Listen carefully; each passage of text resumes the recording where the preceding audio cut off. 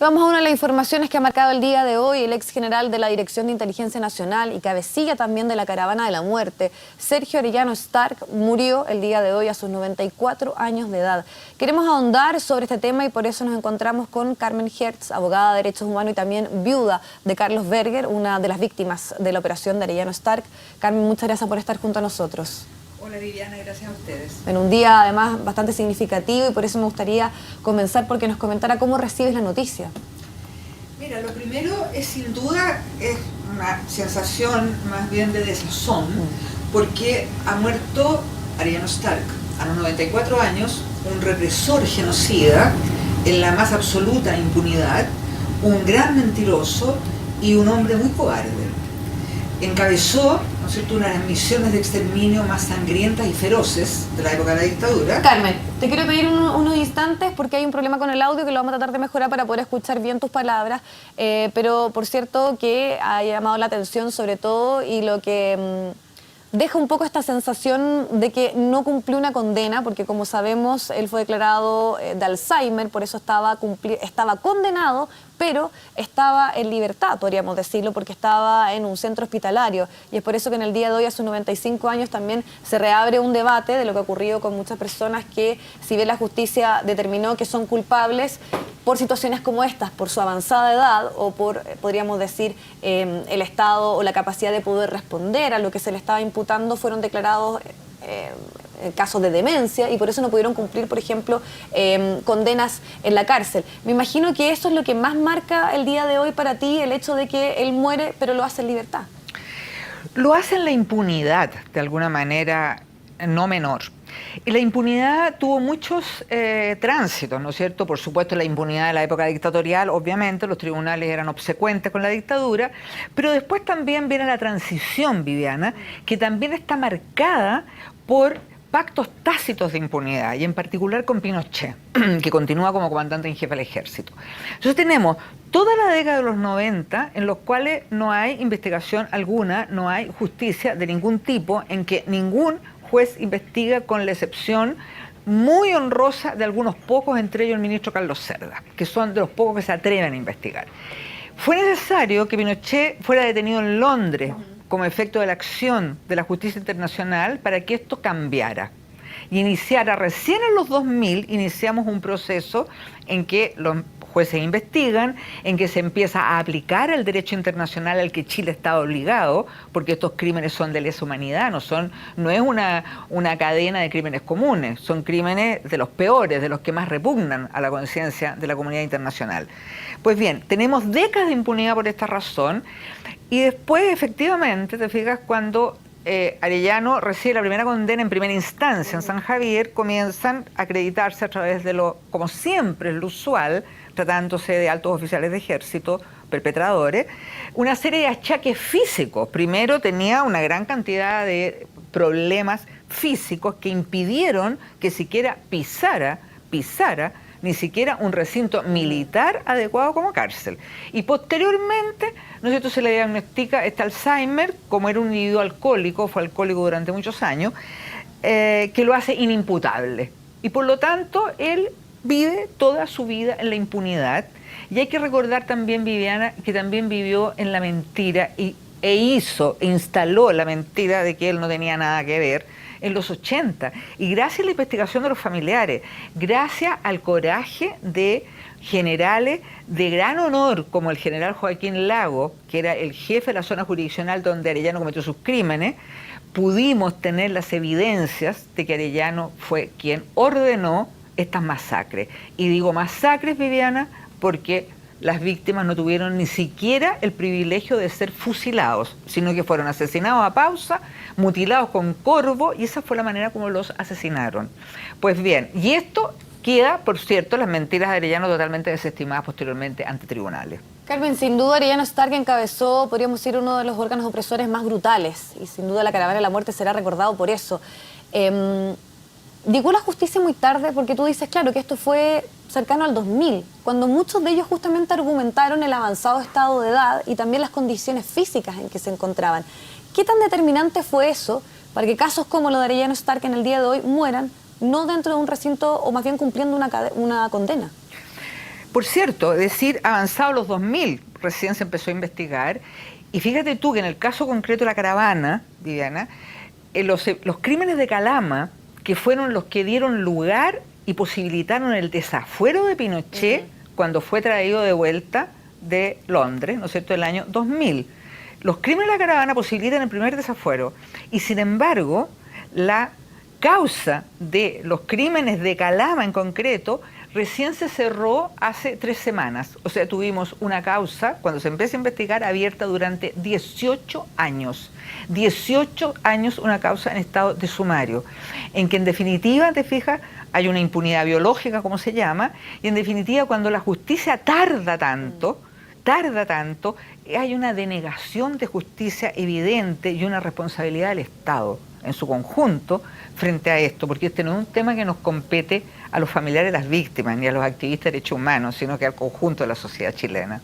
Carmen, aparte del hecho de que él no cumpliera condena, además también después la Corte Suprema ratifica el sobreseimiento justamente por, podríamos decir, que su capacidad mental, que lo que según señalan ellos es que no estaba posibilitado para poder enfrentar un juicio más bien y de esa manera poder cumplir una condena. ¿Tú creías este argumento? Mira, en general yo he tenido siempre fundadas sospechas respecto a los altos oficiales de ejército y sus enfermedades para eludir la acción de la justicia. Porque el mentor de todos ellos, que fue Augusto Pinochet, sabemos que se asiló en una demencia supuesta. Se asiló en esto para que el gobierno chileno lo trajera desde Londres, para que el ministro del Interior británico, Jack Straw, ¿no es cierto?, le diera la posibilidad de venirse desconociendo la resolución de la Cámara de los Lores, y todo esto asilado en una supuesta demencia que nunca existió. Posteriormente, cuando es desaforado por los crímenes de la caravana y sometido a proceso, una vez más elude Pinochet la acción de la justicia con una demencia simulada y falsa.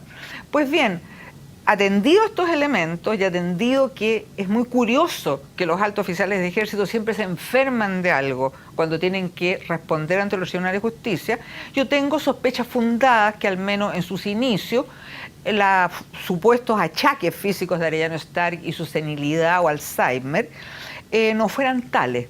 No sé lo que vino posteriormente, porque como decía, es un tipo que padeció alcoholismo durante mucho tiempo y eso causa graves daños cerebrales y neurológicos.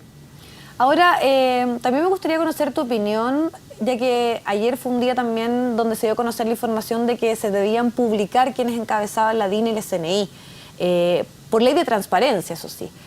Se sigue argumentando, sobre todo por ustedes y por muchísimas agrupaciones de familiares detenidos desaparecidos o quienes han estado llevando causas de derechos humanos, que existe un pacto de silencio por parte del ejército. A tu parecer, ¿sigue este pacto de silencio y qué podría cambiar si es que efectivamente se da a conocer esta información que se está solicitando y que así lo hace ver también la Corte Suprema? Mira, yo siempre he dicho que lo que existe en realidad ha existido es una protección institucional de parte del ejército a los perpetradores. Que se llama y se dice comúnmente como pacto de silencio, pero que no es estrictamente eso, porque no es que el ejército no es una montonera en que sutano se pone de acuerdo con fulano para tal cosa o para otra. Es una institución jerarquizada, como todos sabemos.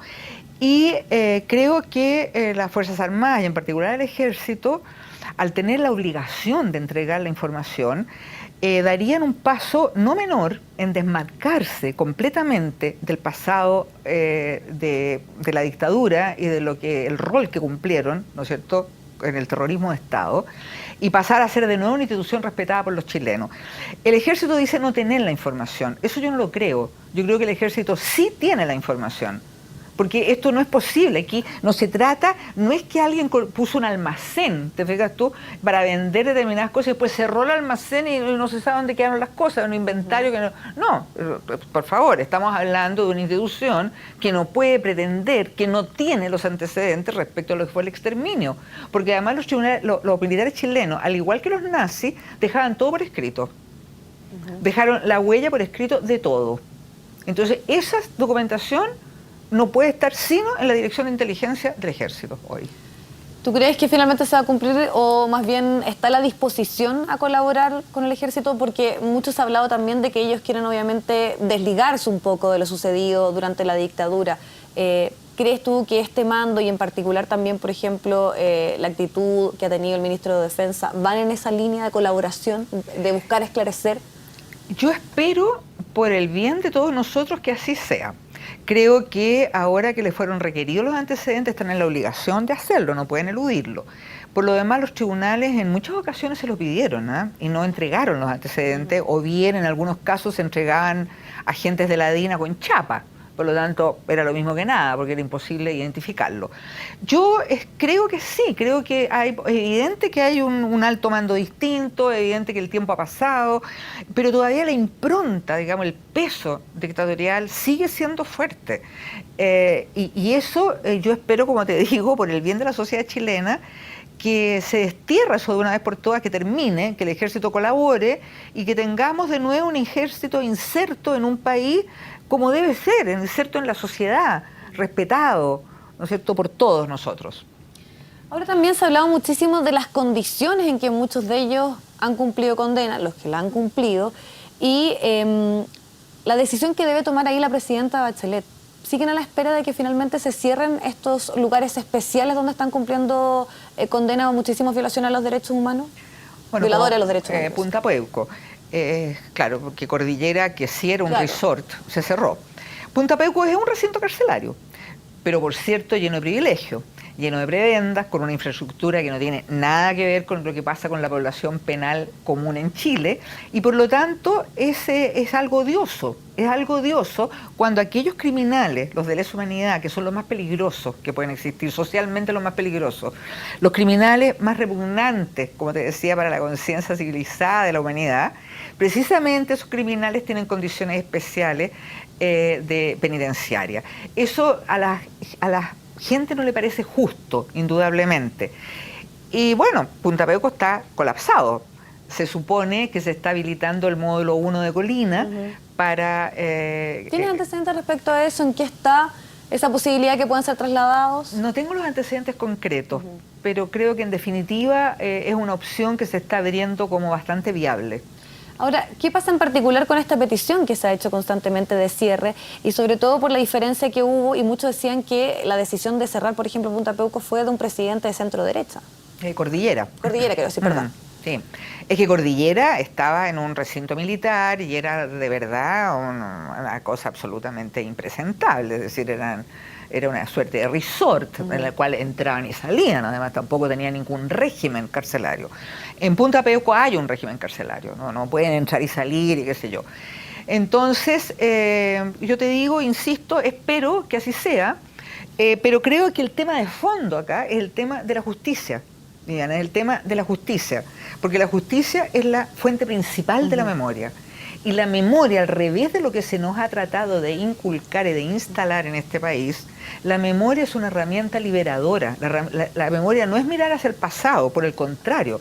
La memoria significa poder construir un presente decente y modelar un futuro moralmente aceptable. Eso es lo único que nos puede llevar a buen puerto como sociedad que experimentó el exterminio en su seno.